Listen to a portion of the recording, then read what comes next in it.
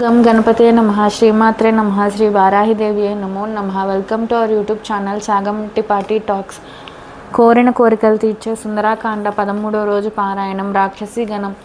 నీలికాంతుల జలాలున్న సరోవరంలో హంసలు ప్రవేశించినట్లు కలువల పూగొత్తి వంటి చంద్రుడు ఆకాశంలో దిగువకు వచ్చి నిర్మల ప్రభలతో చల్లగా సోకుతూ హనుమంతునికి తోడ్పడుతున్నాడు. ఆ సమయంలో శోకభారంతో ఉన్న సీతాదేవి నీట మునిగిన నావలా ఉంది. చుట్టూ ఉన్న రాక్షస స్త్రీల వైపు ఆయన దృష్టి మరలింది. ఒకే కన్ను గలది, ఒకే చెవి గలది.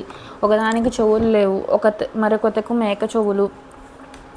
ఒకదానికి ముక్కు శిరస్సు వైపు తిరిగి ఉంది. ఏనుగు తలకాయ, బారెడు పొడవైన కంఠం, తెగిన కేశాలు లేనిది, కంబలి జుట్టు, వేలాడిపోయిన చెవులు, నుదురు, పొట్ట, వక్షోజాలు, పెదవులు, బుగ్గలు. అంతేకాదు ఒకతకు మోకాలు కూడా వేలాడుతున్నాయి. పొట్టిది, బాగా పొడుగుది, గూనిది, మరుగుజ్జుది, వికటంగా ఉండేది, వంగిన ముఖం, పచ్చని కళ్ళు, వికృత ముఖం.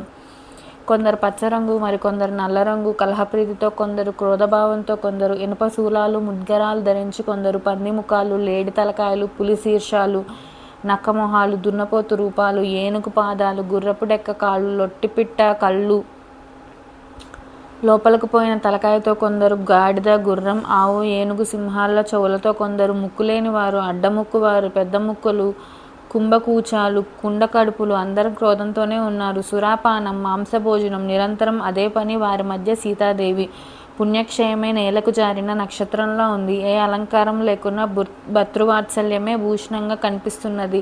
సింహాల మధ్య ఆడు ఏనుగులా ఉంది. శరత్కాల మేఘం వెనక చంద్రకళలా, తీగలు లేని వీణలా, ధూళి నిండిన తామర తూడులా, పాతివ్రత్యమే రక్షగా ఉంది. దుఃఖరాశిలా ఉంది. సీతా దర్శనంతో మనసు క్లేశరహితమై రామచంద్రునికి, లక్ష్మణస్వామికి అభివాదాలు చేసి ఆ చెట్టు కొమ్మలలో రహస్య ప్రదేశానికి చేరాడు హనుమంతుడు.